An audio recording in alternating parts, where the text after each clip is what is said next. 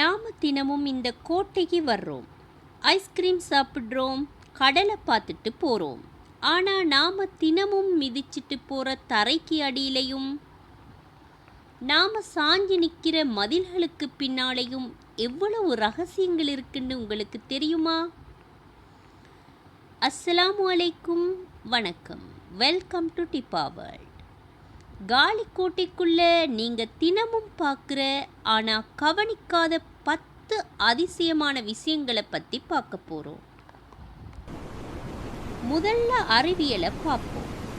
400 வருஷத்துக்கு முன்னாடி ஒரு மெஷினும் இல்லாமல் டச்சுக்காரங்க இந்த கோட்டையை எப்படி கட்டினாங்க?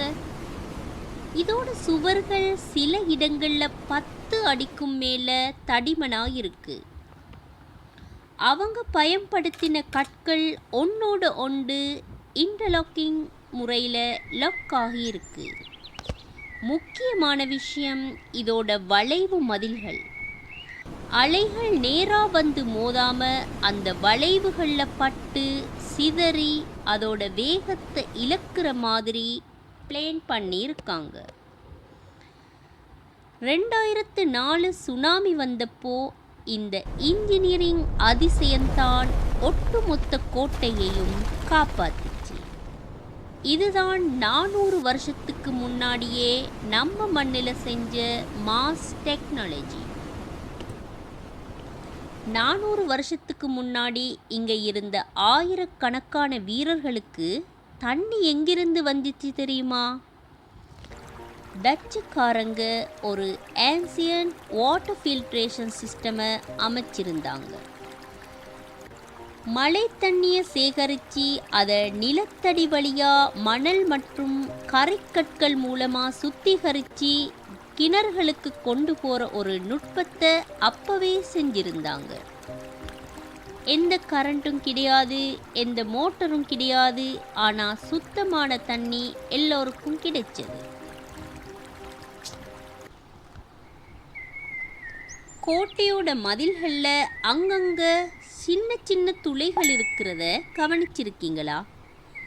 இது வெறும் காத்தோட்டத்துக்காக மட்டுமில்லை. 400 வருஷத்துக்கு முன்னாடியே டச்சுக்காரங்க ஒரு அட்வான்ஸ் ட்ரைனேஜ் சிஸ்டமை அமைச்சிருந்தாங்க.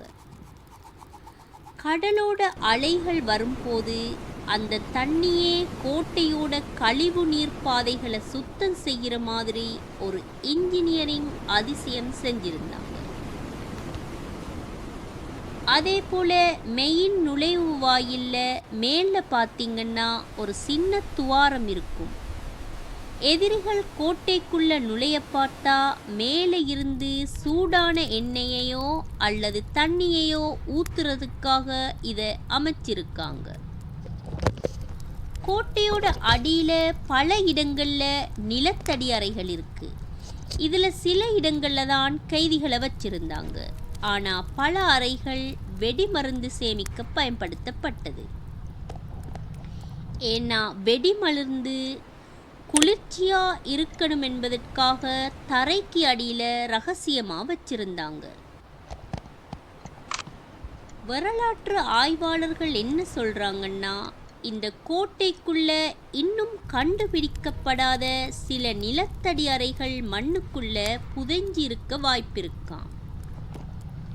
ஆனால் பாதுகாப்பு காரணங்களுக்காக அவை இப்போ மூடப்பட்டிருக்கு.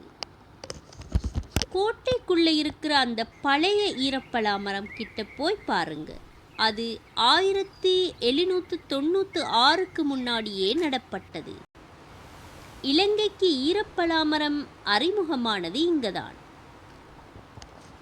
அதே போல பழைய டச்சு தேவாலயத்துக்கு போனால்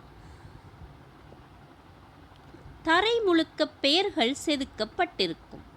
மக்கள் அதை வெறும் தரைன்னு நினைச்சு மிதிச்சிட்டு போகிறாங்க.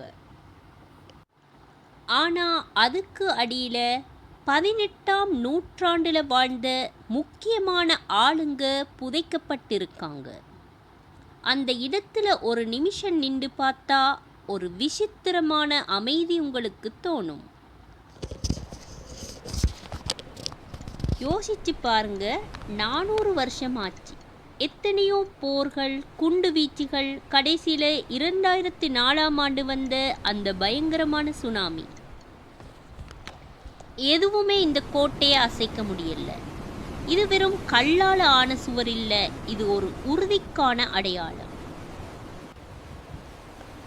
உங்க வாழ்க்கையிலும் கஷ்டங்கள் சுனாமி மாதிரி வரலாம். ஆனா நீங்க உங்க லட்சியத்துல உறுதியா இருந்தா காலமும் வரலாறும் உங்களை பேசும். கஷ்டப்படும் போது இந்த கோட்டையை வந்து பாருங்க.